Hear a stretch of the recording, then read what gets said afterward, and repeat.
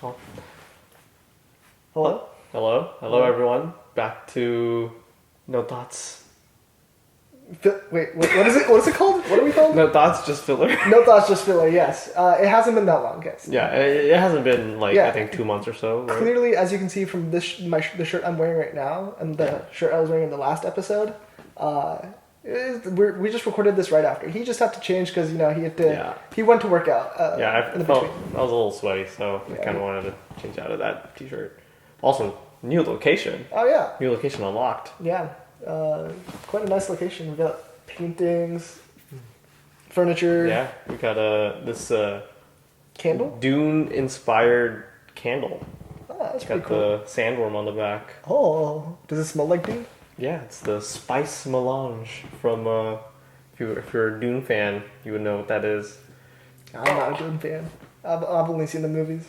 Or is it the movie? It just smells like cinnamon. So Yeah. Okay. that is a spice. that is a spice.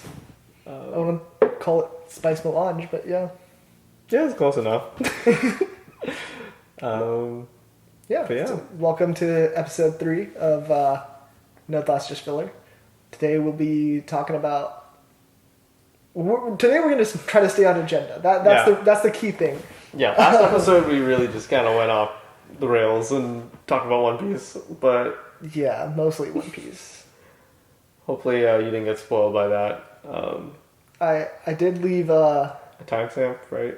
I think so. We put a timestamp and it just jumped directly to the end of the episode. Yeah, it went from talking about One Piece to, and then there was a little bit of spoiler in the middle. Yeah. And then you were at the end of the episode recapping what we're going to talk about this episode, which hopefully we do talk about this Yeah, episode. we will stay on topic. Yes. We gotta manifest that. Yeah. Yes. So, speaking of on topic, let's start us off with some anime games. That's one of the things that we're going to talk about today. The anime games that we played as kids. Yeah, from what was it, the GameCube days to Game Boy Advance up till what, PS3? PS3, Wii, Wii, yeah. I didn't really play any anime games after that, but yeah, those are the consoles: Game Boy, DS. Oh yeah, DS. PSP. PSP. Yeah. Oh yeah, I have a game in PSP as well. Yeah, so why don't you start us off, Shloke, with Let's the see. game that you played? I'm trying to think. The first one I ever played. Yeah. That's a tough one. I think the first one I ever played was either this Dragon Ball Z game on the Game Boy Advance, or the Naruto Clash of Ninja 1 on the GameCube. The Dragon Ball Z one, I think it was what was it? Taiketsu. DBZ Taiketsu. It was funny because I remember when I first got the game, it was literally, I went to this random, I don't know if anyone remembers Hollywood Video back in the day. It's basically a video rental store. It was like Blockbuster, but cooler because it had all the actors and actresses on the walls and stuff. But they had this little section to the side of the store that was specifically for video games. So you could rent video games, or you could even buy them outright. And I think this place was called Game Crazy. It was a really hip. It was very late '90s edgy design and stuff. It was it was acid lime green. Oh, and I love that. Yeah. That takes me back to almost nothing that I ever experienced. Yeah. Just because that should have stayed in the 90s, Yeah. in my opinion. But yeah, it was still there. But yeah, that's where I found the game, because I was looking for cheap Game Boy Advance games, because games back then were expensive. Well, they're still expensive. They still are, but I feel relatively they were pretty expensive back in the day. Yeah, it's true. It's true. But yeah, I got the game used. It was just the cartridge, and I remember playing it, and it was basically looking back, it was very much just a reskin Mortal Kombat game with Dragon Ball Z characters instead of Scorpion and Sub-Zero. And again, it was on the Game Boy Advance, so it was very tiny. honestly, that's kind of impressive to get Yeah. all that power in there. You know, Yeah. it's Yeah, like getting those sprites on there and then at least making them somewhat like discernible between the background and foreground. But yeah, I think that was my first one.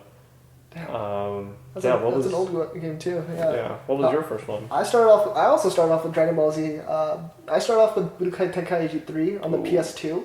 Okay. Because I had an older brother, so he kind of like introduced me into the world, into this stuff, and he already had the game, so I'd see his friends play, and I'd be like, a little tot, being like, I want to play video games, yeah.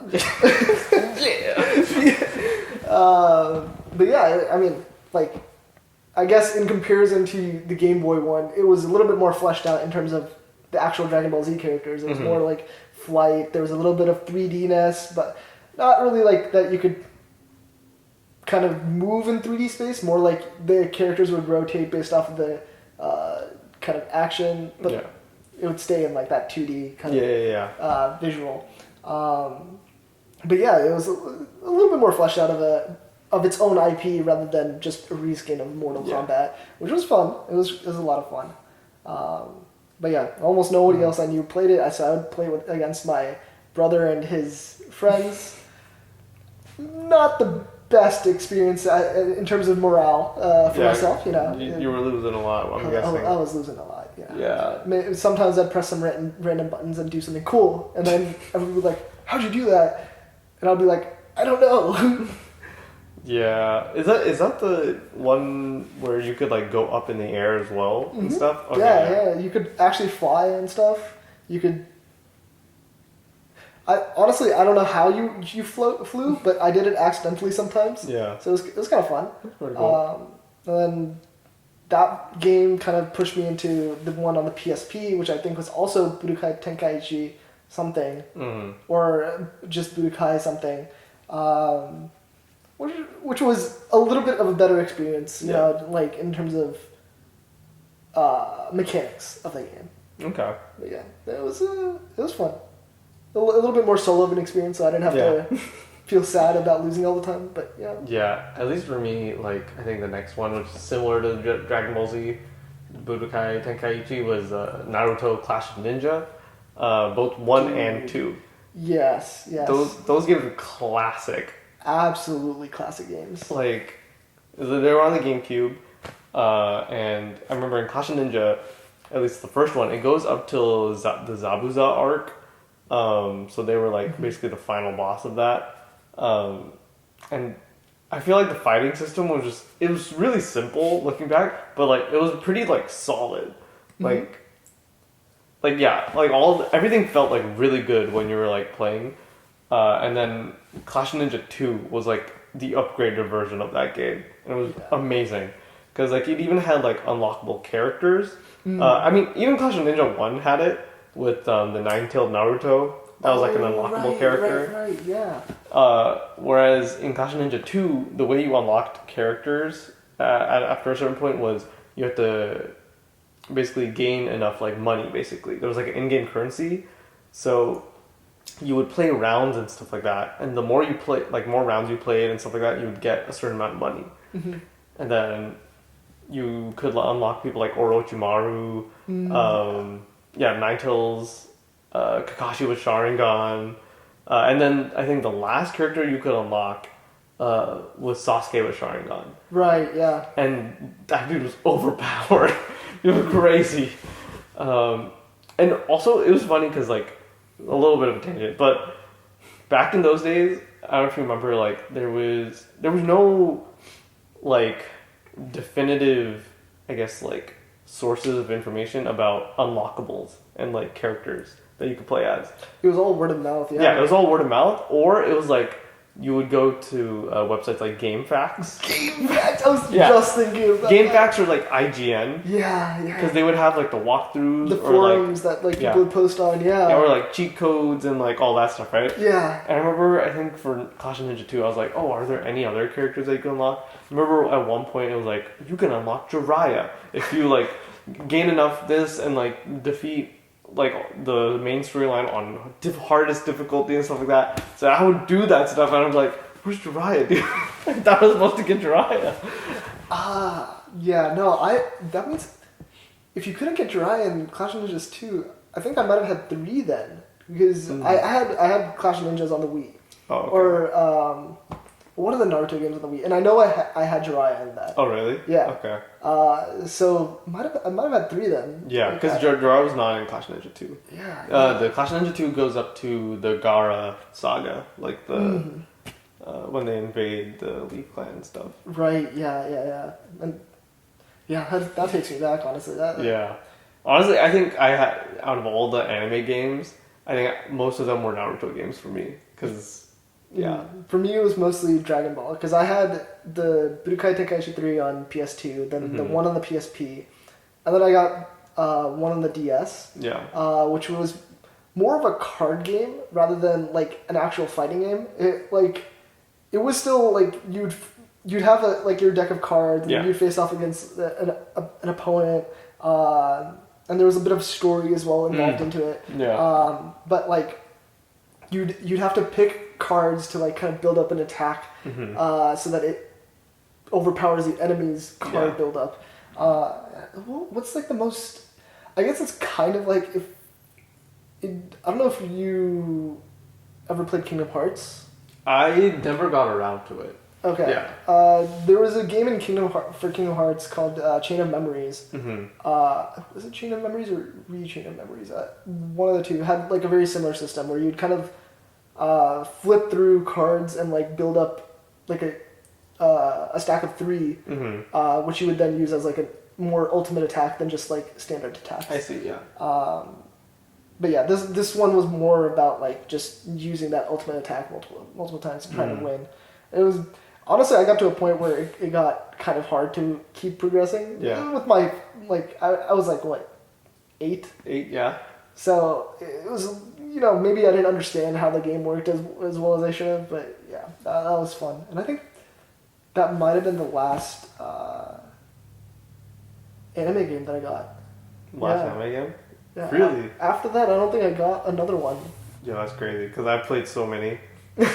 Because, yeah, after Naruto Clash of Ninja 1 and 2, I think the next one I had was Naruto Ninja Council 3. And this is one on, like, the DS. And it was really, like, it was a weird game. Because, like, there wasn't really a story mode. It was very much like you have these different, like, missions, quote-unquote, that you're supposed to complete within like a set amount of time, or like, and then they would give you a ranking. So like there would be like A, B, C, S ranking, and then triple S or something like that. And that's how you would like progress forward in the game. So, and I think this game went all the way to the Itachi and Kasame when they show up in the anime. It went as far as that. So Jiraiya is finally in the game? Yeah, Jiraiya was in the game. But I don't think I unlocked him because at some point I got stuck because I was trying to... I think the next character I would have unlocked was Gaara or something like that. But I think like the mission was like you have to defeat 100 enemies within a minute. I could not. I tried like different characters. I tried to like different paths and stuff because these maps and stuff were pretty big. So at some point you're just like, where is the last enemy or something like that? Yeah. And I'm like, I could just never finish it, so I rage quit basically. And I just never touched it again. Yeah, that's tough. Yeah. So that was one of the games after that, and then another one was on the PSP. It was Naruto Ultimate Ninja Heroes. You and your Naruto, man. I'm telling you, Naruto was like a big part of my childhood.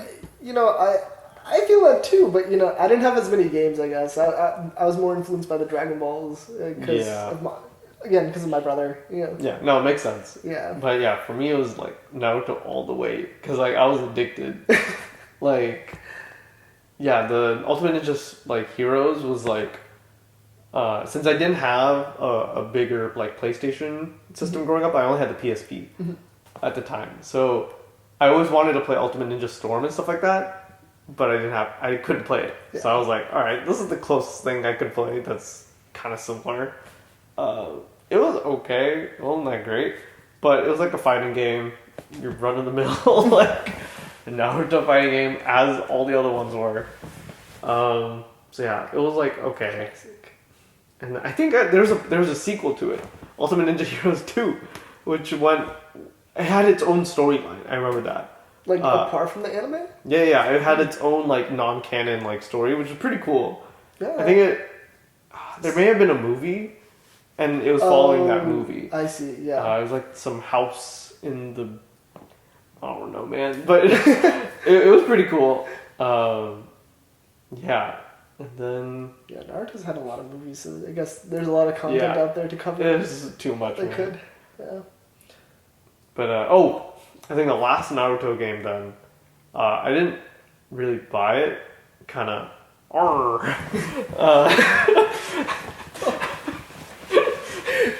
ahoy, matey! No, we always buy our games. Yeah. Buy your games. Always support your local creators. Your local creators and video game designers and programmers and developers who make them, because they definitely do not get paid enough. No. But yeah, this was a different time. I was not making any money. So, but yeah, it was. I got Ultimate Ninja Storm 3, and that was like a lot of fun. It was a PS3. Okay. On PC. Oh, yes. Yeah. Yes. I mean, no, he means he had a PS3 that he had the game for. Exactly. That he acquired from a friend. From a friend. I have lots of really nice friends, you know. Yeah. They're just so grateful. Yeah, they just were like, hey, Shlomo, do you want a copy? I was like, yeah. Yeah. You know, like for his birthday? Yeah, exactly. Yeah. What do you think I got all these Naruto games? But that game was so much fun. I think it was. I definitely think it was based off of the Budokai Tenkaichi series, because I think in that one it was very much like a huge like stadium. Yeah. And the ultra combos and stuff like that you could pull off were just insane. Yeah.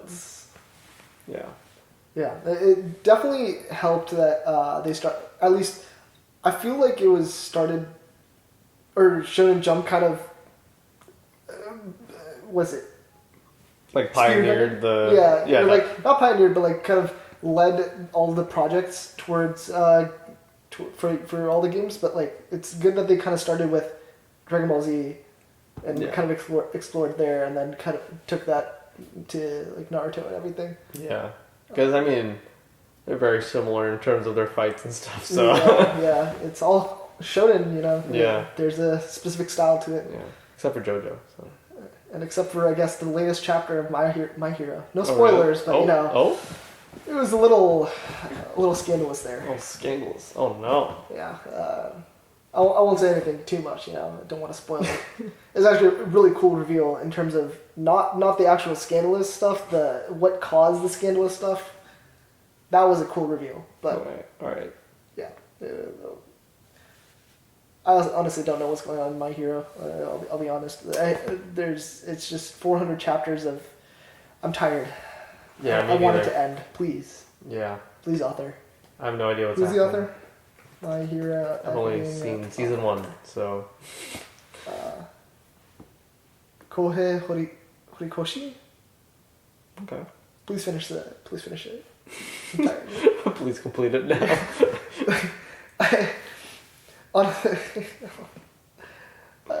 Yeah. I just don't have words to describe because the last.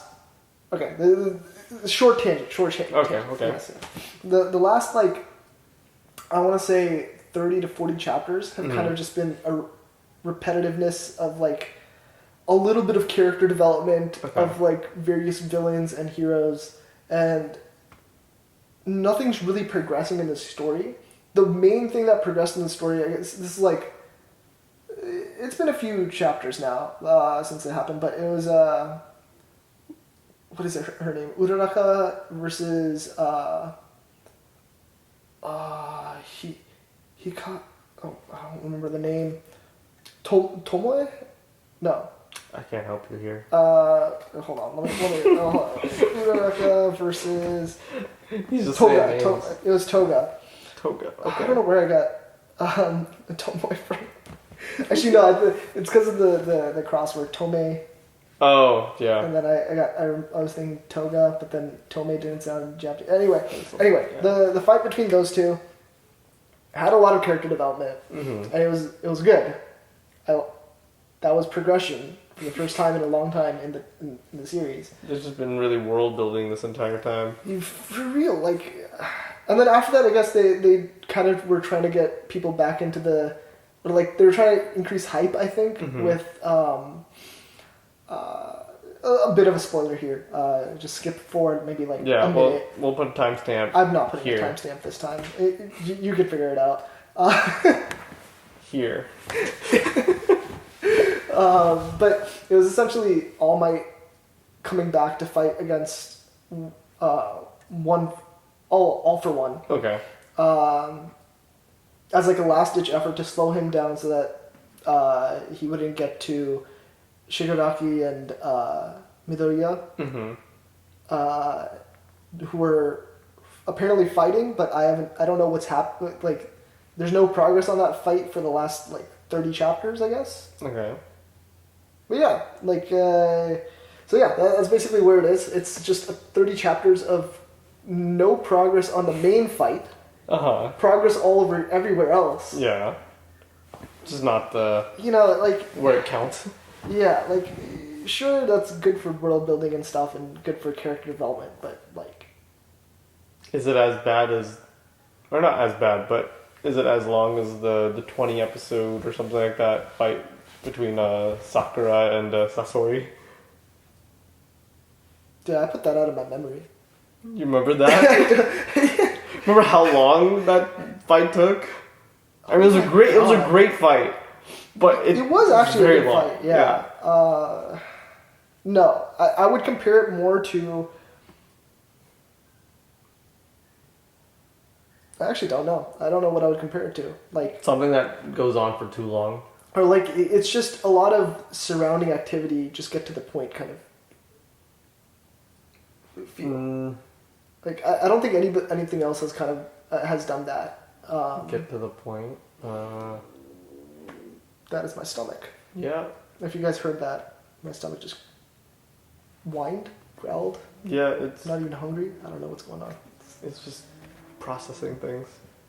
Yeah, but I think I can't really say that it's too much of a problem because the way My Hero is set up is there are multiple kind of forefront characters. Yeah. Other than just Midoriya as the main character. Yeah. So I guess it makes sense that you kind of have to work on all of them and kind of show what's going on everywhere. Yeah. But it gets. Yeah, compared to the fight that happened maybe I don't know, what was it, 100, 200 chapters ago, between Midoriya and Shigaraki and Bakugo. This is just dragging on for so long. Too much. Yeah, that time there were also multiple fights happening everywhere, but it was still moving. Yeah, there was progress. Yeah. This time it just feels like I haven't heard about what's been going on with the main fight in a long time. And anyway, enough of that tangent. That was longer than I meant to do. All right, back on topic. Which. What was our topic? Right. We're talking about anime games, Yeah. But yeah, you seem to have played a lot more games across more consoles. Yeah, I feel like I've just grown up playing video games a lot. At least recently I haven't been able to play a lot. But yeah, growing up I played a lot of video games. From anime ones like Naruto to, I want to say, there was a lot of Call of Duty when that was a thing. Yeah, surprisingly, I never actually got into that. Call of Duty? Yeah, I was playing mostly on PS2 because it was my brother's, then a DS because it was my brother's, the PSP because it was my brother's. Yeah.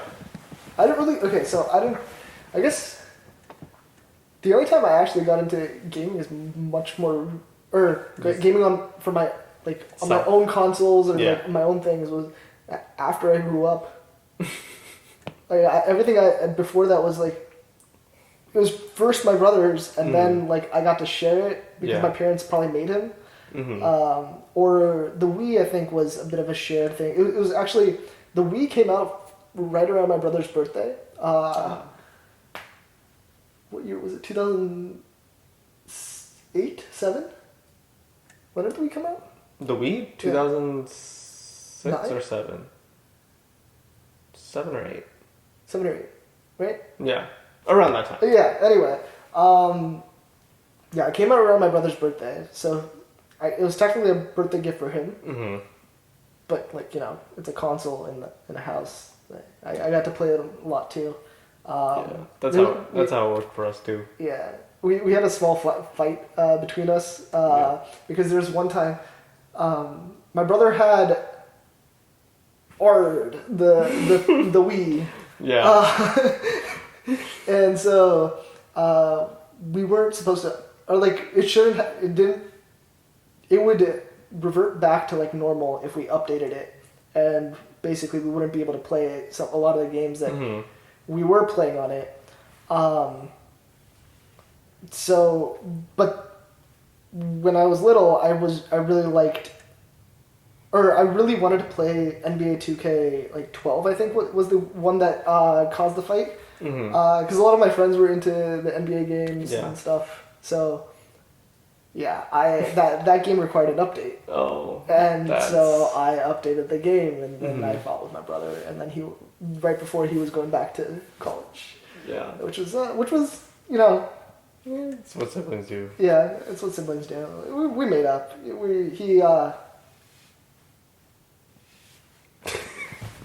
Sounds like we didn't make up. I'm pretty sure he probably doesn't even remember that. He blames me for a lot of other things. But yeah. Probably valid. Yeah, probably. Yeah, little siblings, dude.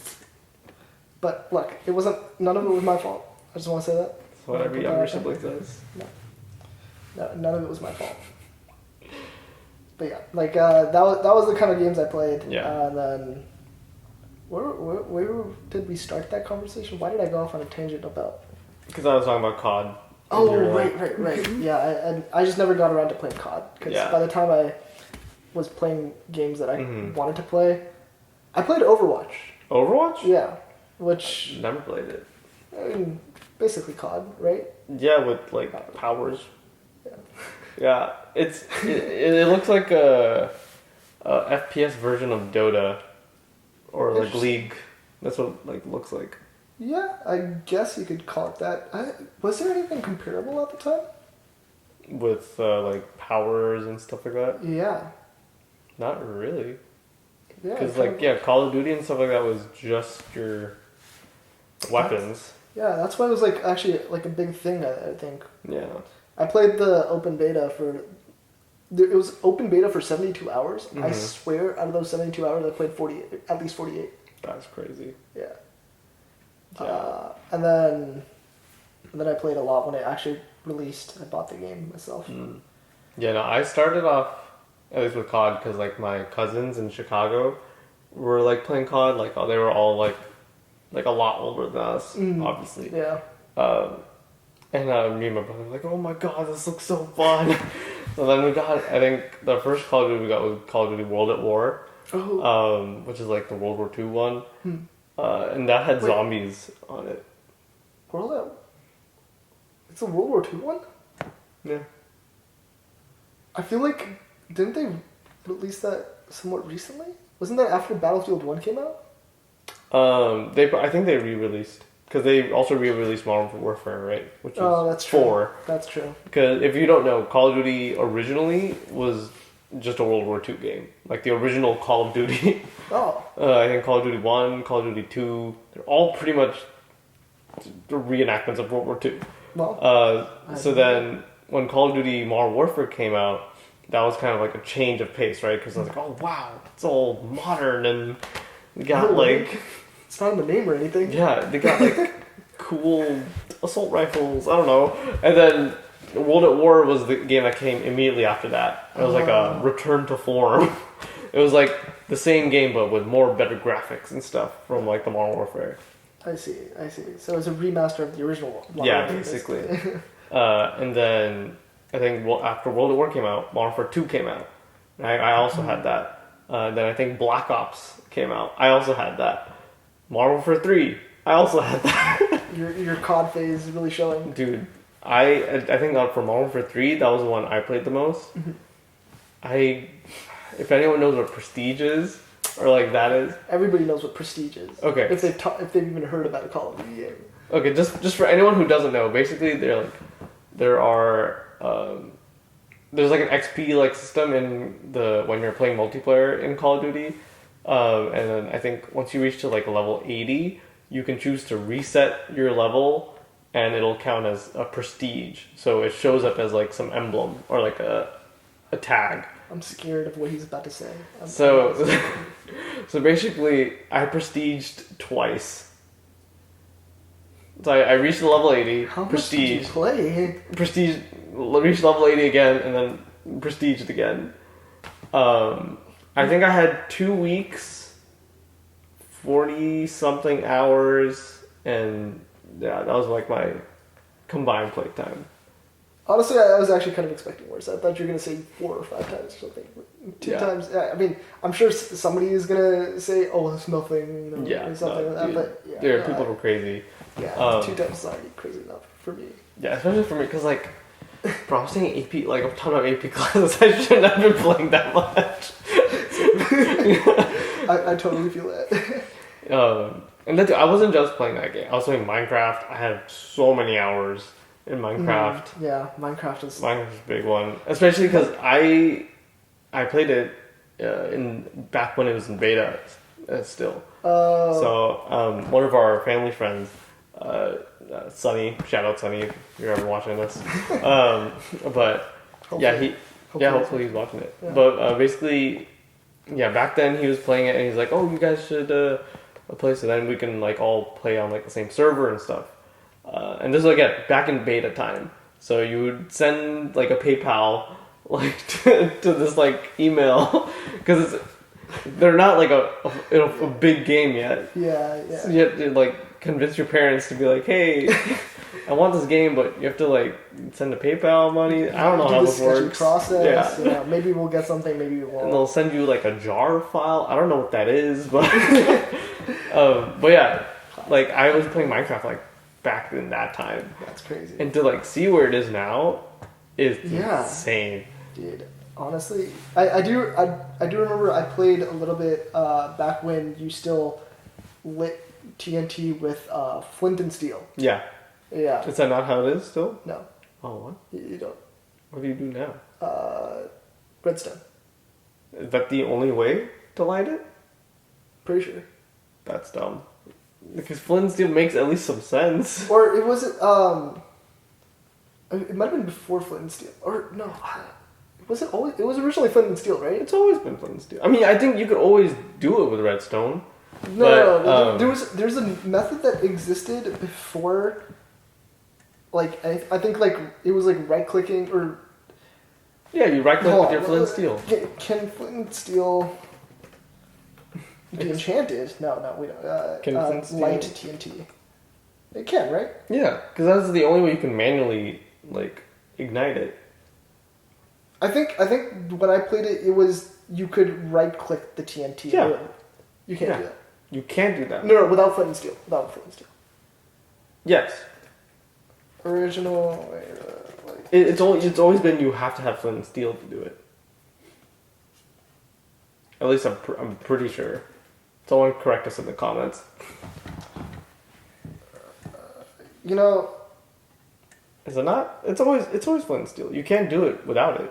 No, there was a way to do it originally that's no longer possible. Okay. That's what it was. I can't remember what it is. I thought it was maybe hitting it with a sword or something like that, or just hitting it. I think it was hitting it or something. Regardless, I used to play it like pretty early on. The thing is, like, my parents. There was one day when I was like really young when I got introduced to online gaming from a family friend. Yeah.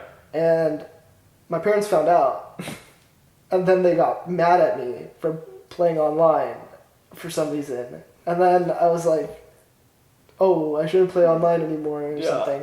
And then I got back into playing online eventually. But like there was a good portion of time where I just didn't play online, so I didn't know about Minecraft servers. So I just played solo. And then I got bored because I was like, I don't know how to play this game well enough. And then, like, I mean, yeah, it gets better in my life eventually, you know, the history of my life. But yeah, Minecraft was a lot of fun back in the day. Yeah, Minecraft, it's good times. Yeah. Remember the whole Nether portal and I think that's Nether portal, right? Yes, the obsidian gate thing? Nether portal. And then the Ender portal. And... Yeah, the Ender portal stuff was after my time. Because, I later got back into it for like a very small period of time. I was like, oh my god, a lot of stuff has changed. Because, like, back then I was also like doing the mod. I wasn't really into the mods and stuff. Those took forever to figure out as a kid. Because you're like, what do I need to download for this to work? Like, am I putting this in the right directory? Like, dude, there's so much hassle. Yeah, it's still a hassle. It's, okay, I thought they may have, like, simplified it or something. It's as simple as you download it, then you press the right options, and then it will auto-install. If you auto-install everything in their default locations, it'll work. Okay. But then you got people like me who want to put, like, Minecraft in a specific folder separately. So it's your fault at that point.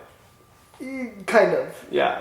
But then you also have to, like, okay, yeah, there are tools to make it easier. Yeah. Okay. At this point. Yeah, because at that time you just had to, like, there'll be like a README, and you're trying to figure things out, and you're like, why is this not working? So then you just delete everything, including Minecraft, and start from fresh. I mean, you still have to do that if something breaks. Yeah, I guess. Yeah. So yeah, it's gotten better, but it's still the same. Yeah. Same thing with Skyrim. I also spent a lot of time on Skyrim. Like, that was another big part of my life. I actually never got into Skyrim just because Skyrim is dope. Like, I've played a little bit in the starting levels, I guess. Yeah, that's basically all I got through. And then I just never got the appeal, just because you could literally be anything in Skyrim. Yeah, but like it just required so much time investment, and I was already investing my time in other things. Like what? That's a great question. I don't remember when this was, but I know I was investing my time in other things. Because I was definitely not doing sports. I was doing sports. Okay, yeah. I had too much free time. I was like, yeah, I'm playing this. And I was heavily into the mods again for Skyrim too. That was another like pain because mods are so cool. That I think has gotten easier. The Skyrim mods? Yeah, at least like I know there's more easy access to it. I don't know.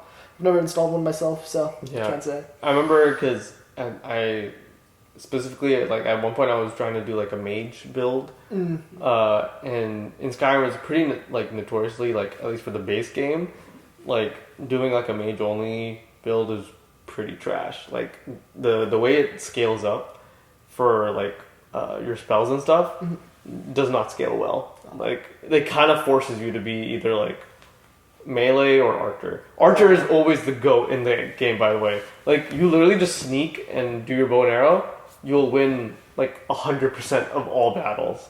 I mean, it was kind of OP. I think sneaking in any game that has sneaking in general, sneaking is just broken. Like Oblivion, I know has you can steal something, they'll catch you, and then you sneak, and then they'll be like, oh, where'd you go? And then you unsneak immediately, and they'll be like, hey, be on the lookout, there are thieves around. It's not even that. It's because for like I think the stealth tree, the bonuses were just insane. Because you could, I think, if you were in stealth mode and no one had seen you, you get like a 60% increase or something like that on your damage value. Huh? And again, this is for bow and arrows too. Oh. So you were basically like a ranged like sharpshooter, basically. And a lot of these were like one-hit kills if you hit the head and stuff like that. That's So yeah, bow and arrow with stealth, OP in that game. yeah. That just sounds broken. Yeah, it was pretty great though, because you can like, I remember like for like the big dragon bosses and stuff like that, if you just like, I think there was like a slow time shout. Oh. I don't know if I might be like bullshitting, but basically like you would slow time and then go into stealth mode, go behind the dragon, and just shoot as many arrows as you can to like at least get his damage like a lot lower than it would usually be. Yeah. Yeah, there were a lot of like hacks like that to like, oh, the game was also buggy as hell.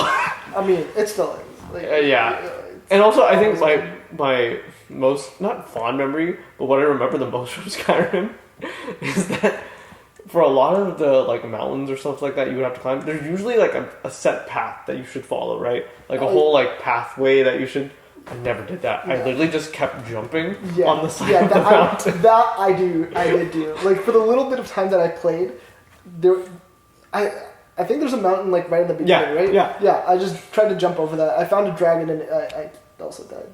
Yeah, but literally, I think if you like found like a certain like point in the mountain, you would be able to jump the entire thing. It would just take a really long time. Oh yeah.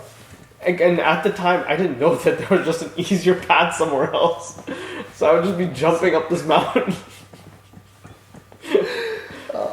Same, very very much the same. Yeah. Well, speaking of the. Yeah, our next topic was our favorite systems. I don't know how we Favorite system? do we care about our favorite systems anymore? I mean, I love the GameCube. That's definitely my, I think, favorite system. Favorite system? Okay, GameCube. I mean, it has the best games. Like, it's got some good games. It's got Metroid Prime, Metroid Prime 2, Mario Sunshine. You got the Pikmin. You got there's some other good games. I'm forgetting them. Ultimate Spider-Man. I love that game. You probably haven't played it. No. Ultimate Spider-Man.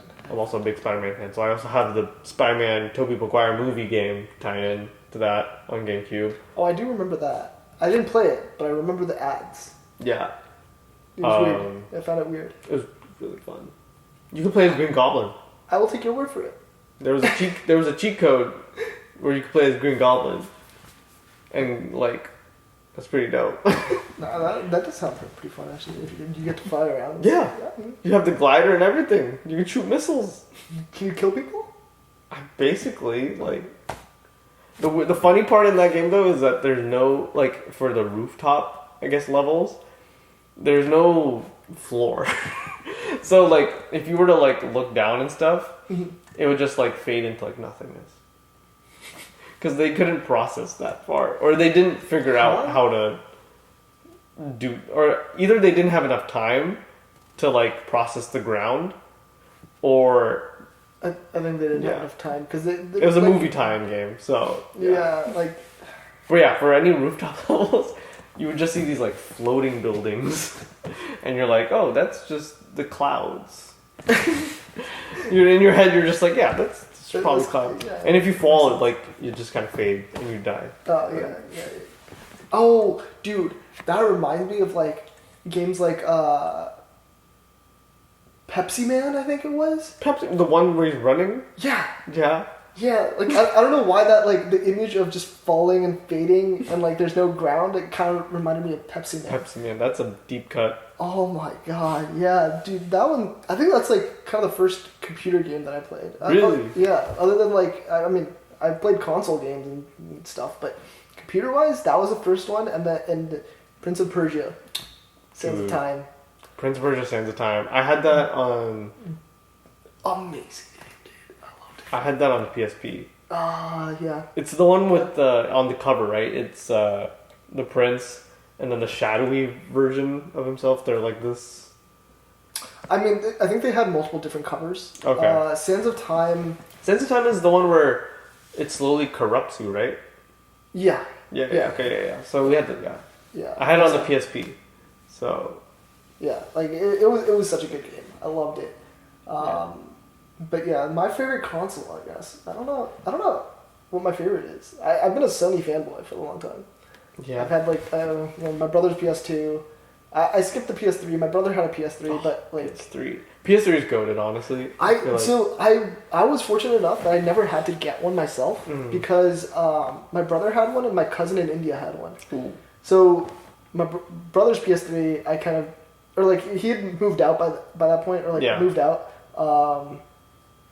So I played some games on that PS3, but then the majority of the PS3 games that I wanted to play immediately that I knew of at that time was like Uncharted. Uncharted, yeah. Yeah. Uncharted. So there was a summer that I was in India. Yeah. And I spent a lot of time at my cousin's house who has the PS3, and he had all the Uncharted games. So I played through basically all of the first one, some of the second one, some of the third one too. I think like the second one, my game file got corrupted or something, and like I just couldn't. Dude, when game files get corrupted, you're like, I don't even do anything. It's just Dude, no. Okay, so that was the first time it happened to me. I got so scared. I told my cousin about it. He was like, "Don't worry, it's fine. Just you can play a different game for now." And then the second time it happened to me was on my PS4. I was again Uncharted. Yeah. It was a completely different copy too. But I think it was Uncharted 3 this time that got corrupted. Is that the one that you're in the Himalayas? Yes. Yeah. I think so. And you fight the Yeti, right? Okay, that I don't know. I think we have Uncharted 3. I don't remember that. Yeah, I think it either 2 or 3. I'm pretty sure it was 3 that had you. There's like a portion of it where you fight a Yeti essentially. Okay. The only Uncharted game I've ever played is I think 3, because we never played 1 and 2. We just literally like, oh, it's a new Uncharted game. We should play it. I mean, there's no like actual story correlation. It's funny with a lot of video games which have like sequels. Yeah. Like most of the time, again, as kids, you don't know that you sometimes should play the first one and then play the second. You're just like, new game. That looks cool. Yeah. I mean, for the most part, it kind of works out. Yeah. Like Uncharted, it's fine. Like you don't really need to know the big earlier stories. Yeah. It doesn't actually tie in that all the time. Yeah. But sometimes it does. But like that game file got corrupted on my PS4. This was the second time. And the thing that I was going towards is because of those 2 corruptions, I'm like so paranoid now that if I'm going away from my house for a large period of time, like maybe a few days, even if it's just a weekend, I will make sure to purposefully shut down my PS5, then remove the disc, everything, to make sure that the file doesn't get corrupted. Like there was one time that there was a power outage. No, sorry, there wasn't a power outage, but like there was an issue with something, some part of the power in my house, and the wall that my PS5 is connected on was connected in terms of the circuit breaker to the thing that had the issue. Oh. So they had to turn it off. I was asleep. Yeah. So they had to turn it off and turn it back on. And I was like, I got so scared because I was in the middle of God of War at the time. And I was like so scared that my file got corrupted. But luckily, it hasn't happened since then. It was just 2 incidents. But yeah, that would have been rough. I'm so paranoid now because of that. But yeah, I've been a Sony fanboy. Yeah, fair enough. PS5 is like, I love the PS5. Kind of I'm a little biased just because my girlfriend got it for me. Somebody got it for me. That's cute. I got my own too without knowing she got it for me. And then, so I had 2 at a point in time. I sold the other one too. Oh, you sold it? Okay. Yeah. I was going to be like, what did you do with that other one? No, I sold it. And then you wanted one after that's a few true. months later. Yeah. I was like, well, you should have told me that. And like, yeah. And then you got one. Everybody got one. I barely used it. Same kind of. Yeah. I have a few $100 in it. Doom and Doom Eternal. Those are fire games. If you've ever played them. I still haven't played. You should. I've seen gameplays of them, so I know it's fire. It's so good. It's also literally fire. It's literally, you're almost on fire at some points. Yeah, everywhere. Hell. Rip and tear. Yeah. But yeah, and then the Spider-Man games. The Spider-Man games, God of War, Horizon, Uncharted games. Honestly, Sony has a great catalog of like the exclusives. Yeah, Sony's like I know like other companies have great IPs, but like I don't feel like I'm being biased when I say Sony just has a way better track record than anybody else. A better track record of like successful IPs, like these like single player games, single player, like story based. Oh, story based. Yeah, like yeah, God story. of War, Okay, Ratchet and Clank. Crash Bandicoot used to be. I guess not anymore. Yeah, Metal Gear Solid. Metal Gear. That's Sony. I mean, it's Konami, but yeah, I'm trying to think. They haven't really released on other. So only a few of the games. Okay, technically, Metal Gear kind of falls under who's he? Hideo Kojima. Hideo Kojima, yeah. Before he got ousted from Konami. Yeah, and then he made Death Stranding, which it's a game. It's nice. It's visually amazing. Yeah, visually. Story-wise, it's also great, amazing. It's the gameplay. I've never played it, so yeah, can't. Gameplay is kind of it's tough. It's something. It's tough to kind of trudge through. Isn't it tough to just walk? Yeah, it quite literally is. But yeah, like they have such great IPs, and like you look at other companies, they have great IPs too, like Xbox and CD. Yeah, well, no, I meant more like CDR has Witcher. The Witcher series is great. Oh, okay. So you're talking about like game dev companies. Kind of. I thought you were talking about like the game system, like. I get. I mean, a bit of both, I guess, is what I'm referring to. Because like, you can't really say that. Like, I don't want to compare it to Xbox exclusives because maybe this one I'm very much know I'm biased, but I don't think Xbox has great exclusives at all. Yeah, they had Halo. Halo's just one, or like the series, yeah, sure. But that's big though. But like, it was basically like compared to that, Last of Us is also really big. So is like a lot of other Sony IPs. If you can make a comparison between. Is Last of Us a Sony IP though? Sony subsidiary, I think. Last of Us. Who? Yeah, because who actually came up with it? The pulled up the show. Oh no. Let's do Last of Us 2 because I always that one. Naughty Dog, yeah. Naughty Dog. Okay, yeah. So that's not PlayStation though. But not half of Naughty Dog's listings are just Sony. That's Last of Us, Uncharted, Crash Bandicoot. Okay, fair. So then wait, who came up with Halo? Halo was I always forget the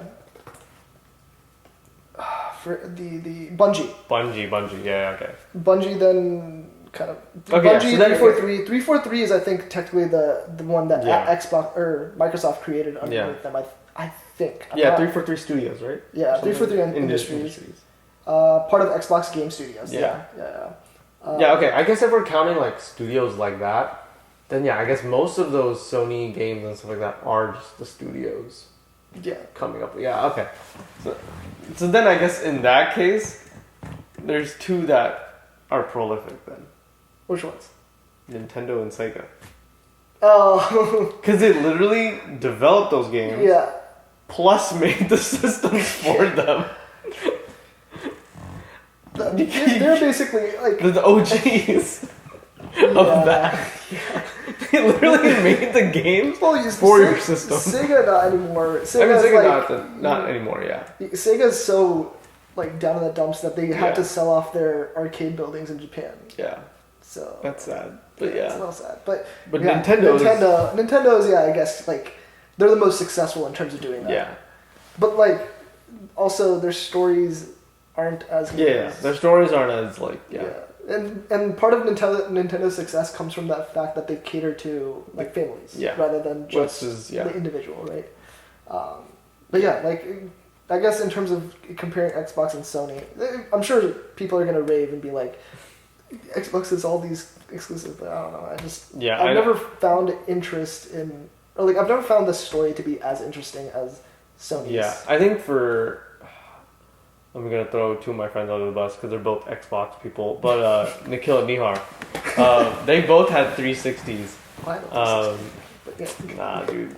PS3 was so much better than 360 in every way. Okay, look, it was also a movie player. Yeah, you could watch movies. PS3 was an astoundingly terrible decision for Sony in terms of like their financial situation, but it was an amazing. The reason we had a 360 is because my brother and I collectively got one for Christmas. Yeah.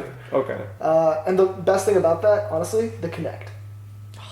Dude, no. There's a Kinect Adventures game.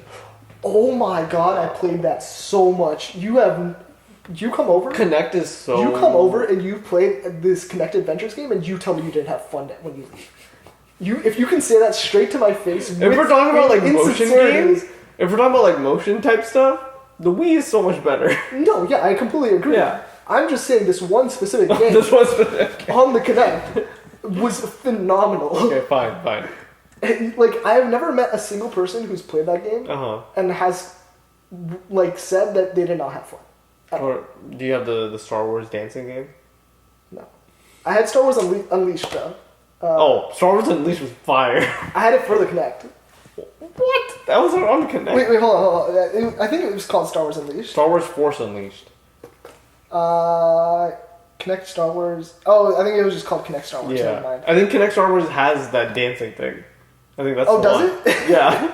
I never got that far. I remember watching videos of it. The controls were so bad for Kinect Star Wars. That's what I'm saying. You were supposed to go this to go shoot forward or something. It wouldn't do it half the time. It was Kinect in general. A lot of their games terrible. It's one game, Kinect Adventures. Yeah.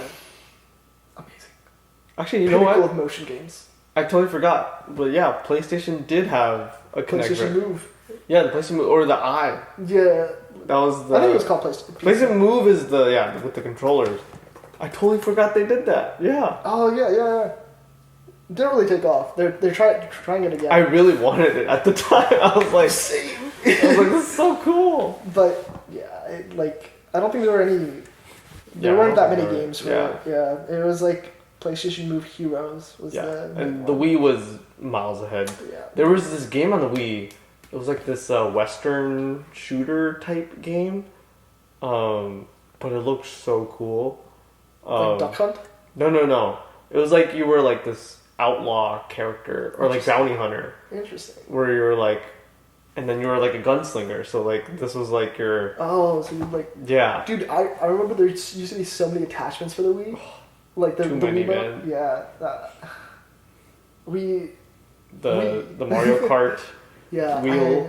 I think I had the 2 Mario Kart wheels. I got that for Christmas or my birthday from somebody. Yeah.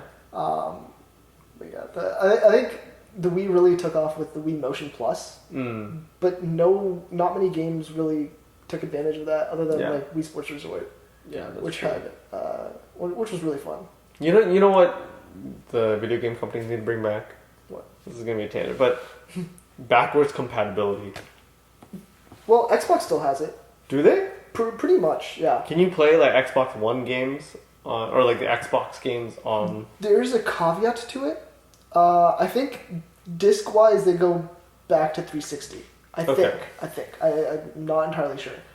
Sony PS5 has it too for discs to the PS4 for certain games. Yeah. Basically, they're exclusives. Yeah. Pretty much is the only subset. And then they have their what is it? Not PlayStation Network, but I guess their competitor to Xbox Game Pass. Yeah. Which allows a lot of backwards compatibility, or there was a certain thing previously. So yeah, Sony is kind of the Apple of these 3 companies, where they're a little bit more get the newest thing and stick in our environment kind of. Yeah. Company. See, because I know Nintendo used to be really good at backwards compatibility. They used to. Mm-hmm. The Wii with the GameCube, it was literally just a better GameCube. Yeah, and then the DS had Game Boy Advance. Yeah. Backwards compatibility. Switch, yeah. Like, oh yeah, Nintendo's also closed it off. Yeah. Yeah. And Put it behind a hate, paywall. yeah, I hate how they put everything behind a paywall. I'm like, I just want to play this, like, a couple of these games. I don't need a pass that I need to subscribe to. Like, how much was the Nintendo one? Like $60 now because of the Nintendo 64 games? Wait, what? No, you get a lot of it from the if you have the online subscription. Yeah. Online subscription's like $15.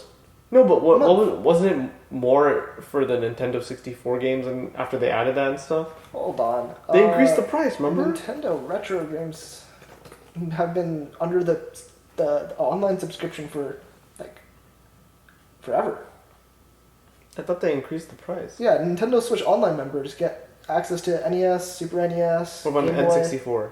N64. Oh. Online plus expansion pack members. Yeah. That expansion pack. Okay. So how expansion pack, like, it was like ridiculous. Nintendo Online expansion. Well, let's see how much it is. Wait, what? Oh, you have to get it as a bundle with online. Compare plans. Okay. Oh my god. Wait. Plus expansion pack is only $50 a year. 50? Yeah. A year. Yeah. Which I guess not great. I just want to pay once, man, and just like have it. You know what I mean? Look, but you're also paying for. Actually, yeah. It's basically you're paying $30 extra to get access to N64, Game Boy Advanced, Mario Kart 8 Deluxe Booster Course Pass, Animal Crossing New Horizons Happy Home Who Paradise, wants any of this? Splatoon 2 Octo Expansion, the Sega Genesis. What the heck? Sega Genesis games? Yeah, access a collection of Sega Genesis games like Sonic the Hedgehog 2 and Golden Axe under the expansion pass for $30. Why put it behind this subscription, man? Just give it like, I would rather pay like a little bit more for like a one-time like yeah, a like couple a one-time of games like I can believe it. Like maybe I pay $100. I just want access to everything. yeah, like because the Wii when it had the Nintendo Wii Shop or you could buy some of those NES games or SNES games. Damn. I remember you could get Super Metroid and stuff like that on the Wii. Damn. And I think it was like $10. That's crazy. Yeah. Inflation is crazy, guys. Inflation is quite crazy. And so is price gouging. Yeah. Because like Nintendo knows that they would shut down, or like they would basically go hard on shutting down as many things as they can, so they limit your access to it. So they become the sole proprietor, like sole owners of like, or they are the sole owners, but yeah, they you just have to go to them to get all these games, which is, you know, a little annoying, but yeah. But now you don't have to because today we're sponsored by Nintendo. Use code No Thoughts Just Filler at checkout for 50% off your subscription. Don't actually do that. Yeah, don't do We that. don't know what would happen. Actually, feel free to try it out. Let us know. What happens. Let us know if it works. If it does, I'm gonna use it. Yeah. Yeah. We're talking about exclusives, right? At some point. Oh yeah. How Sony was like. So at least Sony has realized somewhat that their model isn't really working anymore. Yeah. Because a lot of their older games, at least the PS4 ones, have been coming out on Steam. And have they? Yeah. Because the license, like, or something just... It's not that it expired. I think they just... or I don't think it's expired, but... I never really looked into it, but I think it is the fact that, like, to compete with Xbox Game Pass, right? Like, you can play any Xbox game on your PC. Oh. As long as it's in Game Pass. Yeah. And I think there is like a bit of like Xbox linking as well, where if you have an Xbox and you have a game on there, you can play it on your PC. But yeah, Sony has kind of realized that is a market they need to enter, as far as I understand it. And so they have been putting on PS4 games like God of War, Horizon, Zero Dawn, the Spider-Man. The original. Yeah, Spider-Man I did see that. I saw the mods and stuff like that for Spider-Man. They were so quick with the mods. It's so fast, dude. When you put anything on the PC that like wasn't there before and it's really popular, because I remember, bam. I think the coolest thing I saw was like someone added the Spider-Punk skin from the recent Spider-Verse movies. Into the Spider-Verse, yeah. And yo, those skins look so cool. Dude, I hope some of those skins are in the next game. Yeah, that's what I was hoping too. I was like, they need like Pavitr, like dude. If he's not in there, that game automatically shelved. Yeah. They gotta redo it. Pavitr needs to be one of the main side characters. No, it doesn't even have to be a side character. Just a reskin. Forget Peter Parker. Yeah. Pavitr should be the main Spider-Man. Pavitr and Miles. Those two should be the... Who needs Peter? Yeah, who needs Peter? It's not like he was the original, you know? We don't know that. Yeah, he might not have been the original. That's true.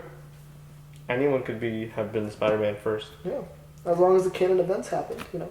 Yeah. Zombie Spider-Man actually is the OG. Shooting veins out of his... How does that work? What came first, the spider or the zombie?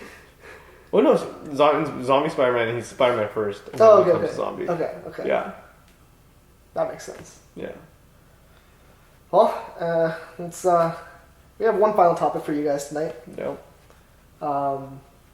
Unfortunately, we do have to call it after this topic. I know you guys want us to keep going. I know. This is probably our longest episode right now. Yeah, it is. Almost by double the previous episode's length. Yeah, past an hour's mark. Yeah. And I know you want us to keep going more and you love this content, but we do have lives to get to. Yeah, we do have passions outside of this. Yeah, speaking of which, my brother is landing soon, so... Oh, you have to go pick him up? Nope. Oh, okay. But I do have to go home. Okay, fair enough. But yeah, our last topic for tonight, games that you thought you'd be into, and games... and didn't like, and then games that you didn't think you'd be into, but ended up liking. Okay. Oh, man. Do you want me to go first? Yes, go first. Okay.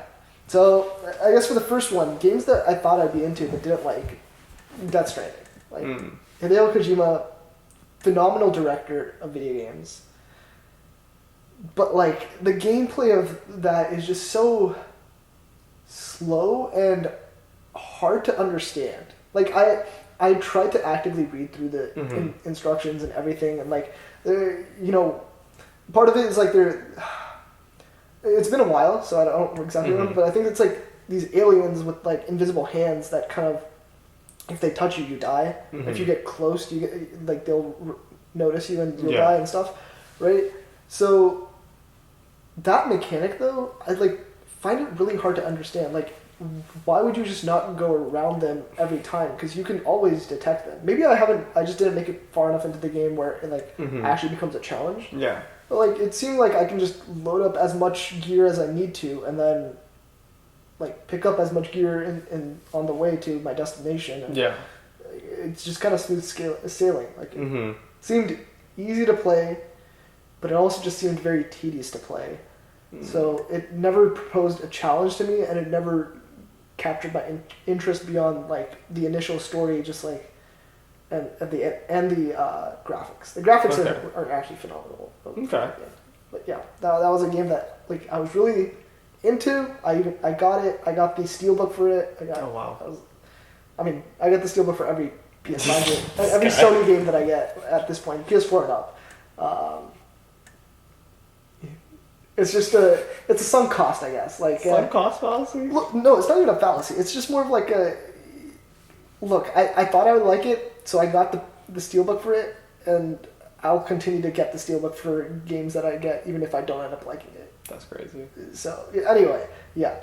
I thought I'd like it, didn't like it.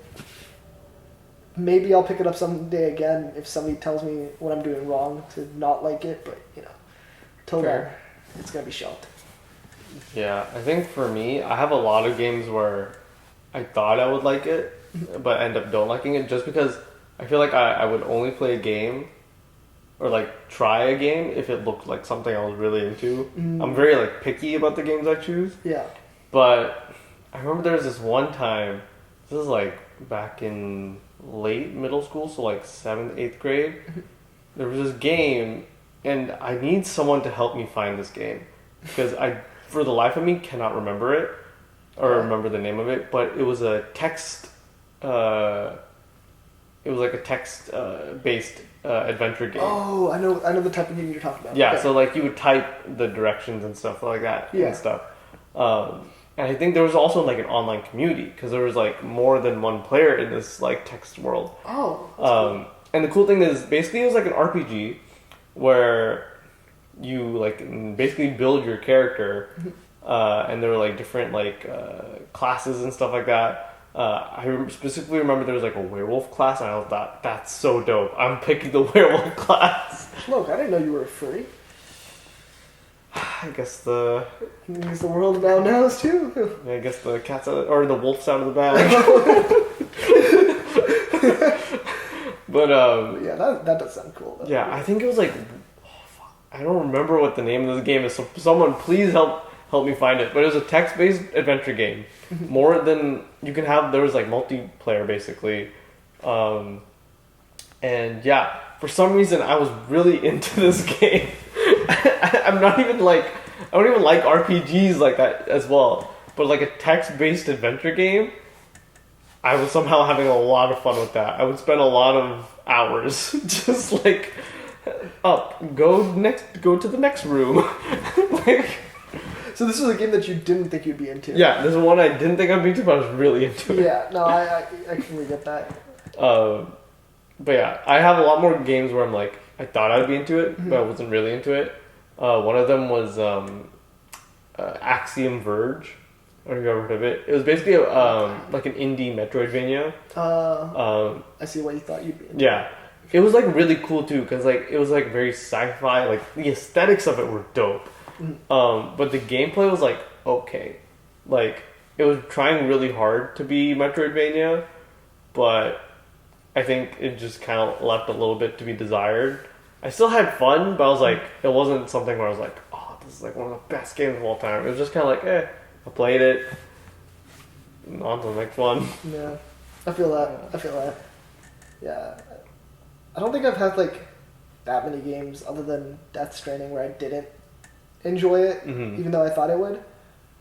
I'm trying to think of another game that I might have put down. I guess technically Cyberpunk, but I didn't really actually give it a fair chance. I mostly spent a lot of time in it, just kind of tweaking the settings and tweaking my character.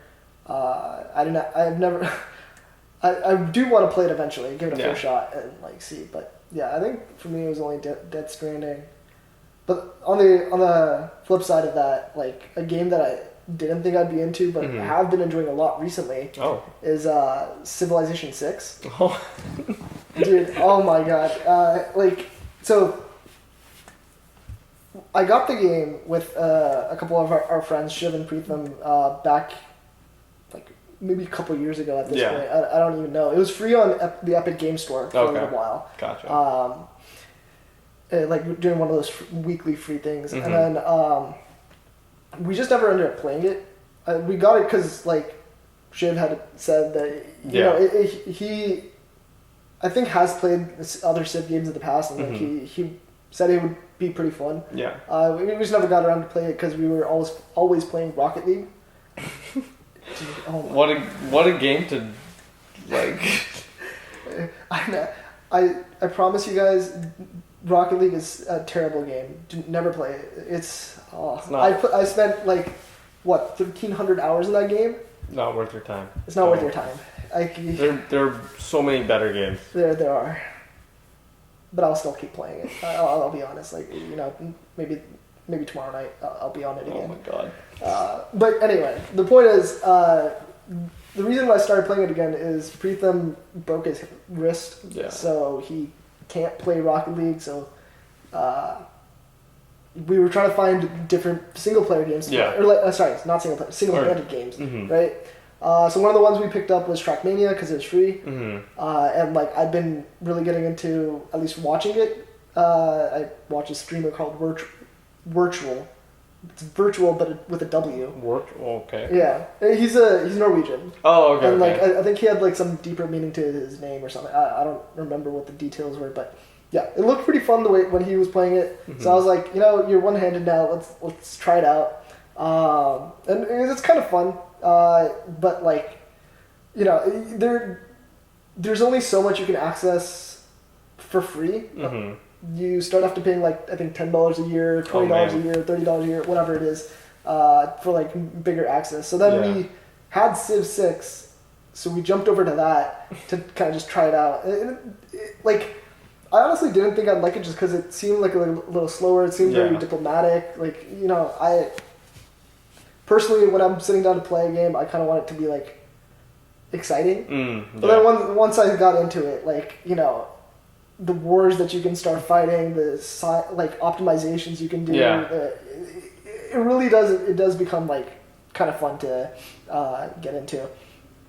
And then I started, like, not coincidentally, I'm sure YouTube is listening to me at all times. So I got a couple videos recommended on YouTube. I clicked on those, found out more strats. You know, and like it gets pretty intense. Like there are so many mods to it too. So much DLC that's left to explore. Yeah, it's very interesting. It's a game worth trying. That one I recommend if you have friends. You know, it's another game where I was like, I don't think I'm gonna enjoy this as much as I actually did. Wii Sports Resort. How'd you not think you'd enjoy that? Because I'm not much of like a Wii Sports dude. I was like, because Wii Sport, the original Wii Sport. Okay, hold on. The original Wii Sports, it was fun if you had like friends to play with. But I had fun playing alone. Wii Sports. Wii Sports. Specifically, I was like, I'm talking about Wii Sports. Yeah, I got to the. You know how like there's that ranking thing that you get for each game after you play alone. No, because I didn't really play that much alone. Well, just as a disclaimer, I was 1,000 points on the ranking thing in bowling, which gave me a gold bowling ball. There's a gold bowling ball? That's what I'm telling you. When I played against other people then, I had a gold bowling ball and they had the blue and red ones. I did not know it was a thing. I learned something new. Anyway, continue, yes. But yeah, so like after playing Wii Sports, I was like, yeah, Wii Sports Resort. It came with, I think, the Wii Motion Plus controller or something like that. Yeah. This is why I got it. And then I remember playing it because, like, I think in the resort there's like 12 or more. Yeah, I think it's like 12 or 16 or something like that. Yeah, something like a ridiculous amount compared to the original Wii Sports. Yeah. And for some reason, I had so much fun, dude. Like, I think the two that I spent the most. No, the three that I spent the most time on was the sword fighting one. Yeah. Like the one where, amazing. The archery one. Archery, because I was really into archery at the time, and I was like, this is the closest I'm ever gonna get to archery. And then the third one was the plane one. Dude, the plane one is like you just go faster. Fly around and you're just doing this. And like you try to find like all of the landmarks. The landmarks, the balloons. Yeah. Dude, I spent way too much time on this game. Dude, I think I still have like one thing left in the I think I have something left. But yeah, I remember that was for some reason I've had a lot of fun. It was really dumb, but it was Dude, great game. I think the Wii definitively has had the best first party plus day one games. Yeah. Like the Wii had the Wii Sports and Wii Play day one. Both were amazing party playing games.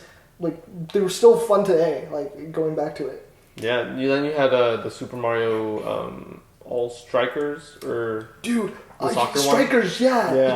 I didn't have it, but when my friends had it and I played it, I was like, oh my god. They rebooted it recently for the Switch. Yeah. Oh. It's back. It's on the Switch again. What is it called? Charged? Strikers Charged? I think so. Mario Strikers Charged. Yeah, Mario Strikers Charged. There we go. Yeah, it was on the Wii. Oh. They rebooted it recently for the Switch. I think it's a slightly different name, but there's another soccer game. Dude, that one was so that was a lot of fun. I do remember that one, and then I played Metro Prime 3 Corruption. That was a pretty great game. As much as I don't like motion controls for like shooters, it kind of worked for that one. Really interesting. Like it took a little while to get used to, of course, because like in the original Metroid Primes, it's a lock-on system. So if once you like hover over it, your thing might like auto-detect basically, and then you just lock onto it and it'll shoot it for you. I see. Whereas in Metro Prime 3, it's literally like free. There's no like locking system. Like even if you get close and try to hit it, it won't. It won't lock. Ooh, interesting. So you have to like keep it at all times, which is like a lot more realistic. Yeah. I was like, it took a while to get used to because I was just used to like lock, shoot, and like. Yeah, that's definitely tough. Yeah, but it was a lot of fun. It's tough, but it was fun. Yeah, we definitely had a lot of great games. The only blemish I think really is Brawl. I had a lot of fun though. It was fun, but like in a competitive sense, it was just so slow. As kids, you weren't playing competitively. You were just like. Yeah, but like when I played it versus when I played Melee, I felt slower. Like it like. I didn't have Melee, so Brawl was my first one. Oh, okay. Then I guess that's fair. Also, it had Subspace Emissary. It was kind of fun. That's fair. I mean, that wasn't like I didn't know what any of that stuff was. Because a lot of these games I played single player. Yeah. Okay. So like a single player mode that was somewhat at least fun was very important to me. So like Call of Duty's like first player like single player campaigns were like I played those a lot. Yeah. No, I think I was fortunate that like all of my brother's friends also played Smash. Mm-hmm. So whenever they came over. Or like before Brawl came out, like it was Melee. I played a lot of Melee with them. Then Brawl came out. It was not as great, but like, you know, we'd still play it more than we'd play Melee just because of the fact that the roster was larger, which was more fun. That was definitely a lot better than like going back to Melee. Like, I think for me, it's like for fighting games, I was mainly doing like the Naruto stuff, and I think my first actual like fighter was Street Fighter 4 on the PS3, and that's when I like really got into like fighting games as like I'm gonna get good at it. And you are good at it. I still barely ever beat him in Smash, and it's like maybe 1 out of like every 5 games now, which is better than it used to be. Well, it used to be 1 out of 10. Yeah, I used to be pretty good. Not as good as one of my housemates, Stanley. Shout out Stanley for ever watching this. If you ever made it this far, but yeah, dude, this guy was a god. I think, yeah, no, it was just I would have to get lucky to even kill Stanley once. Yeah, it was just he could play anyone and he'd still be like the MVP of the game. It's crazy. I strive to get to that level, so at this point in time, I no longer have a main. I main random, which that's. Bold move. Yeah, I mean it works out in most cases now. Like I've actually gotten good, like decently good at all the characters. Okay. Which is just to hide the fact that I'm not excellent at anyone. A jack of all trades. Yes. That's from them. Exactly. Yeah, I just play Samus. Yeah, and that just works for you. Yeah. So, you know, like, the only reason I play Samus is because she's from Metroid. Yeah. She's what was here. Has a special place in your heart. Yeah. Sorry, Sachi. But. Samus has been with me longer. she was there for you in your darkest times and your brightest times. Yeah, it's great to reminisce. Yeah. Yeah, but I think reminiscing is all we can do now with those types of games. Yeah, because if you ever try to go back, it's never gonna hit the same. It's never gonna hit the same. Because I remember, at least with Metroid Prime, I used to play that game a lot. Because I was also into like speedrunning. Because Metroid lends itself very well to the speedrunning like community and stuff. Trying to get like the fastest time. I could never speedrun Metroid Prime because it's a very long game. But I remember I played it I think 2 or 3 times afterwards, and I was like, damn, this is like. It's not as good as the first time, but it's still fun. And recently they did like a remaster, because it used to be on the GameCube, now it's on the Switch, a remaster. So I still need to play it, but I'm like, is it gonna feel the same or be better because of the better controls? I don't know. Better controls, better graphics maybe. Yeah, no, it's definitely better graphics. I saw clips, I was like, I thought the other one looked really good. This one is crazy. Yeah, you won't know until you give it a shot. Yeah.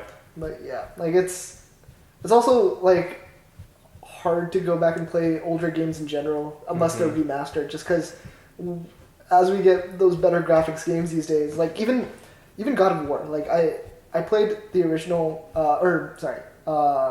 the first one on the PS4 like fairly recently. Yeah. And compared to that, like if I like go watch a video about that original God of War and then play Ragnarok, it's like night and day almost. Is it really from PS4 to PS5? It's actually astonishing how different the capabilities are. It's just like I mean, yeah, it makes sense given the hardware, but it already looked so good on the PS4. It's crazy how much better it looks on the PS5. But now if I go back to the PS4 version,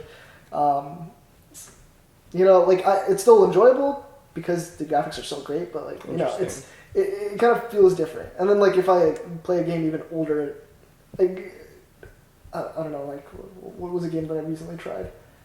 Oh, Kingdom Hearts. Because okay, so Kingdom Hearts, I'm a big fan because of again my brother. Yeah. Kingdom Hearts 3 came out in 2018, I want to say. Okay. 2019. It came out in 2019, January 2019. Okay. I was gearing up for it, trying to play all of the games beforehand, or like trying to play through all the games that came before. So I got like the 1.5, 2.5, like basically the combination discs. Played through all that. Played 3. So different. And then, like, I mean, sure, like the graphics aren't super amazing on for Kingdom Hearts just because like it's not meant to be like. It was a 3D game, right? Like the polygons and it was like graphics were great for the time. Yeah. But like they weren't meant to be like the most realistic, astonishing graphics, right? But yeah, stark difference. And then I played 3, got used to that. Then I had Sonia play 1 for a little bit because I was like she was a little interested and I was like, you know, you should try this. It's like nice. It was super fun. It's also Disney, you know, like it's a little bit more friendly to non-hardcore gamer audiences, right? And like even though it was remastered, it just looked slightly less playable. And so like like if a game isn't remastered nowadays, I feel like I probably wouldn't be able to play it if it's from like early 2010s. That's crazy to me because like at least for me, I've always enjoyed like those retro graphics and stylings. Going further back, I'm fine.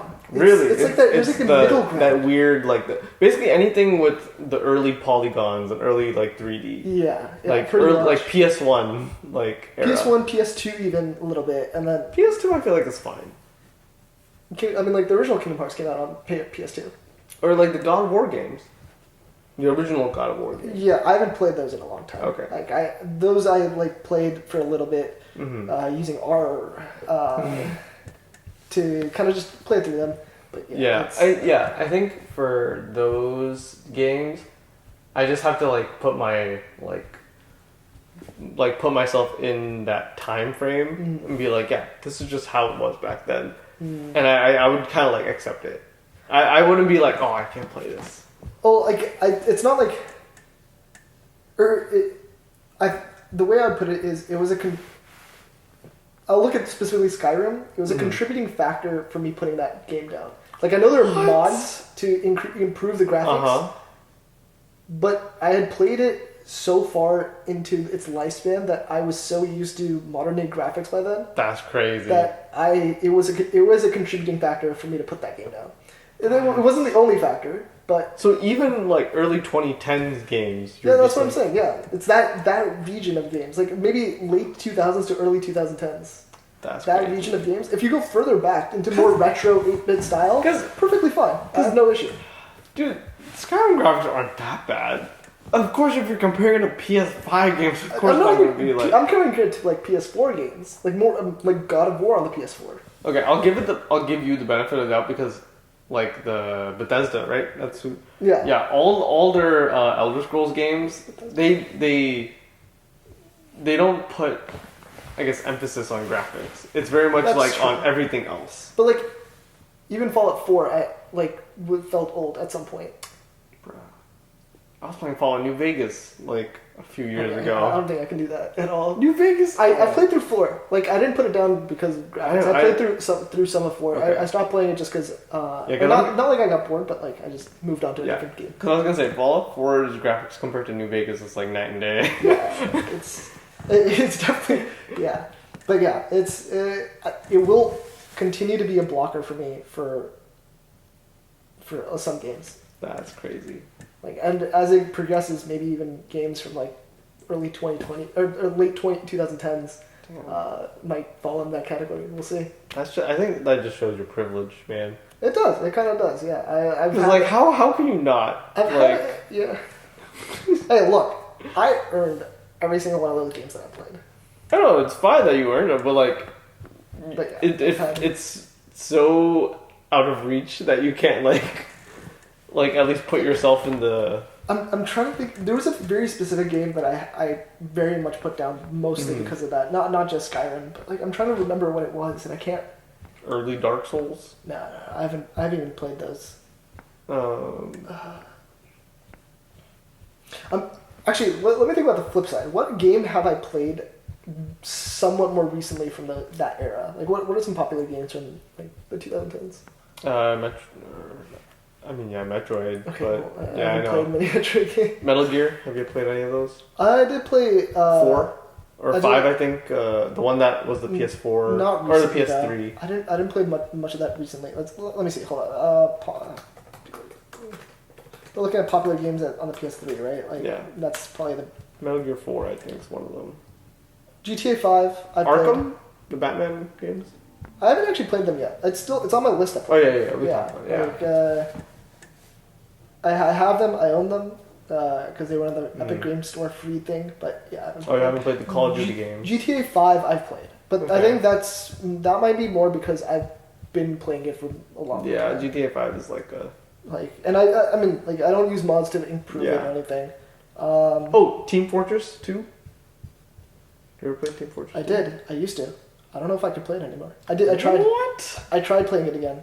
I think that one I can also just kind of play mindlessly more so than. Because Team Fortress 2, I think it lends itself well to, I guess, future because like it's so. It's cartoony. Simple. Yeah, it's simple, cartoony. Like, it doesn't need to be graphically intense. But like, let's see here. Half-Life. Half-Life I haven't played yet. Okay. I haven't played it. I just used to watch the videos and stuff. Yeah. I do want to play it. Ratchet and Clank Tools of Destruction. That's a good one. Yeah. I love that game. I think it's the only Ratchet and Clank game I've ever played, but it's so fun. I played so much of Ratchet and Clank. Oh, right. I did, so Uncharted 3. Right. Yeah. I said I got my file corrupted. So eventually I went back and replayed it. Mm-hmm. It was kind of tough. Really? Yeah. There were parts of it where I kind of just looked at it and I was just like, I just put it out of my mind about the graphics. I was focused more on blitzing through the game as fast as possible until the last area, which I hadn't done yet. Yeah. So in that case, like, it was a little tough because I'd gone back to it after playing Uncharted 4 and what's the one that Lost Legacy. That's interesting that you have a hard time, I guess. I don't know. It's it's a visual issue for me. Interesting. Yeah, because I don't have that issue personally. Like, yeah, I guess I'll be like, oh, it's not as nice. Not as pretty as you remember. But I'm like, it's a game. And like a game is a game. Yeah. Like I remember, because I recently, I think I was trying to play Metroid Prime 2. And yeah, the graphics. Okay, I feel like Metroid Prime is an exception though because like it's so like sci-fi and like. It's not relying on things to look super realistic, so it kind of works in that context. So like, if it doesn't look as like clean or like shiny and stuff, it still is fine. I guess if you're talking about games which have like people in it with like the skin textures and stuff, then it might be harder. But I still feel like I could like with the what was it? Final Fantasy VI? Is that the one with Cloud and all of them? I think so. Well, Yeah. Final Fantasy 7. Or is it 7? I think 7 I know has Cloud, Sephiroth, and Yeah, okay, 7. Yeah, I've never played them personally, but I've seen the clips of like the gameplay and stuff. Mhm. I'm like, yeah, I could probably still play that. Like that one I can also agree that I can still play. I don't know. I think maybe there's just like a selection, or like it has like a specific concept of like the way it looks. I guess maybe if it's supposed to be super realistic, yeah, but it's not. Yeah, I think that's Super where graphic. that's where I Okay. get the issue. Okay. Like, because if it's supposed to look more like, I guess, Fantasy Final Fantasy kind of lends itself towards like an anime style Yeah. artwork, right? If it's supposed to look like that, then sure, that's by all means. Yeah, that makes sense. You know, on the flip side, speaking of anime, the newer 3D models that they've been doing, the CGI. For Final Fantasy? No, not for Final Fantasy, just in general for anime. Oh. Like modern anime Yeah. kind of are starting to lend more heavily into Yeah. CGI. Yeah, no, I can't do that. It's like it's completely opposite. Where like I would rather, I'm okay with watching like the older Yeah. Sailor Moon, early Dragon Ball Mm-hmm. style artwork, where it's maybe slower frame rate, like slower action, but like still Like it's immaculately drawn. yeah, it's like drawn extremely well, but I can't do that CGI. The exception being Ajin. It was a Ajin? Netflix. I think it was AJIN? yeah. It was a Netflix series, I Mhm. think, or like Netflix was producing it or whatever. Yeah. But yeah, that one is like very heavily CGI, and I could watch that. You know, it's another heavily CGI, and I think it's also on Netflix. Dorohedoro. I think I saw that, but I haven't watched it yet. Bro, it's so good. Is it? It's super wacky and bizarre. Not like JoJo type bizarre, but like Is it more graphic. like and- bo? No. It's more like I completely butchered that, by the way. it's more like I guess weird, but like the world building is really cool. It reminds me of One Piece, but grittier. That's how I would like define it. In terms of like the world building, Oh, okay. not like the actual characters and stuff. Yeah. But One Piece is pretty. Oh, okay, it's not. One gritty. Piece is pretty wacky. Yeah, it's not. I was gonna say it's not. I was gonna say it was gritty, but it's not gritty. It's more. Yeah. It's more. It has the deep Whimsical concept. and- Yeah, yeah. deep concepts presented in the more whimsical, Yeah. fun manner. Like Dorohedoro Yeah. is like, it's dope Mm-hmm. and gritty, and but also at the same time it has that One Piece kind of like it's just they're just doing that because they can do that. Okay. Interesting. But yeah, it's So really kind of cool. like JoJo, where Yeah, exactly. They just kind of do it. Yeah. Why? Because why not? Yeah. So yeah, Dorohedoro, and I think it's mostly 3D. Okay. So mostly CGI. Yeah. Maybe that's like why I was okay with Ajin, because it was mostly Mm. CGI rather than like CGI layered over. Because most studios can't do the CGI layered over. Yeah, because I know for JoJo Part 6, the one with Jolene, there were moments where they used CGI. I was like, I think I've seen clips. Yeah. yeah, like, it's okay. Like, I get why, but at the same time, like, if you could have just done 2D, Yeah. I Could mean, be fine. it is harder. it is harder. Yeah, So I was like like, yeah, I it's- get it. Yeah, it'll be interesting how anime develops moving forward with CGI becoming better in the anime, and Yeah. because I know, was it Mappa or UFO Table? I don't know how to Mhm. pronounce that. One of the bigger studios did do some CGI in one of their recent projects. Okay. I don't remember which studio, and I don't remember which anime, but I remember watching a video of somebody bringing it up, and it was done astonishingly well. Like, because it was much harder to notice, and like Yeah. even in the scenes that you could notice it, it was like Still done tastefully. yeah, like it was blended in a lot better with the background. Okay. I think does Attack on Titan use CGI? Yeah, right? In the newer seasons? I haven't watched them. I just remember hearing about it. AOT use CGI. Yeah, right? From the very beginning, the show has used CGI in animation. Yeah, Attack on Titan does it really well. Yeah. Yeah, they do it very tastefully. But yeah, if the smaller studios can get up to that like same level, Yeah. then it'll be better. But yeah, it's kind of hard right now. Yeah, and then there's like the totally opposite of like doing everything hand drawn. Oh yeah, I think One Piece still is completely hand drawn. Is it actually? I think so. I believe One Piece. Oh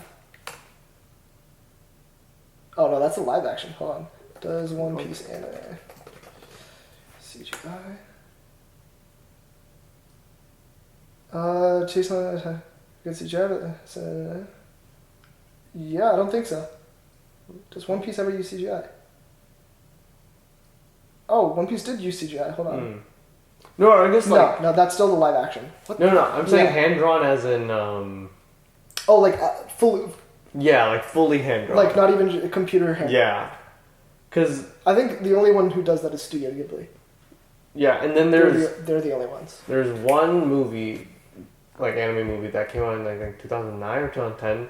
It took them 8 years to produce. I think I heard about this. I watched it. It's so good. It's called Red Line. It's a sci-fi racing, like crazy bananas like movie about this like dude who's I guess trying to like get into this like sci-fi like world's race. The story's kind of like whatever, but the animation is so crazy, and you're like, that's all hand drawn. The amount of like detail they've put into it, it's like, it's so good. And I think recently it's come on YouTube for like you can watch it free with the ads or something like that. Oh, okay. So yes, people watch that Red Line. Adblock Plus. Yeah. I mean, what? Sorry, what? What? No, I mean, please do watch ads on YouTube for at least next year, so that YouTube stops giving so many ads. Yeah. Yeah, like there's a case where somebody got 10 ads. That's crazy. Yeah. 10 ads. 10 ads. Actually, before the video started. Before the video started? Before the video started. Oh my Jesus. And then 5 more in the middle. That's crazy. Yeah. I don't get that many. Yeah, no, because it was like they were like, oh, it was an experiment we were trying. Yeah. But yeah, too many people use ad blocks, so they're trying to introduce more ads into videos. But yeah, that's kind of crazy. Yeah. I might actually give that a watch. Yeah, that one's, it's really good. The story's like Okay. but the animation is insane. So I think it was one of the last few movies to be like fully hand drawn. I'm pretty sure Studio Ghibli still. Studio Ghibli is different. They're kind of just on their own thing. Yeah. But in terms of like other major like studios, I think it was I forget who did Redline. It might have been Gainax or Mappa. Redline was done by Madhouse. Madhouse. Yeah. Dude, Madhouse is man, Madhouse is insane. They do great projects. They did Perfect Blue. I forgot about that. Yeah, Paprika. I still haven't. I need to watch Paprika. Oh. Now I guess Redline's on the list too. Yeah. Watch Redline first. Okay. We can talk about it next time. Yeah. And then I'll watch Paprika too. Maybe I'll just watch both of them before next time. Anyway. Yeah. There you go. Satoshi Kon run. Yeah, Madhouse is really good. Yeah. Yeah, Madhouse, Mappa, UFO Table, Gainax. Dude, crazy studios. And Shinichiro Watanabe. Just the director himself. Yeah. He has a new one coming out. He does? Yeah. It's What's it called? I don't remember the name. Just look up Shinichiro Watanabe. Yeah, he has a new one coming out. 2019. I think Flying Lotus is doing the soundtrack or something like that. Project 2023. Lazarus, yeah. I did hear about this. Yeah, I think Flying Lotus is doing the soundtrack, which is crazy because he worked on the soundtrack for the Blade Runner 2024 or something like that, like the little mini anime movies they did for Blade Runner 2049, which was also directed by Shinichiro Watanabe. Yeah, Blade Runner Blackout, I think is what it was called. Yeah, there were like crazy. 2 or 3 different Blade Runner like mini movies that they did. Interesting.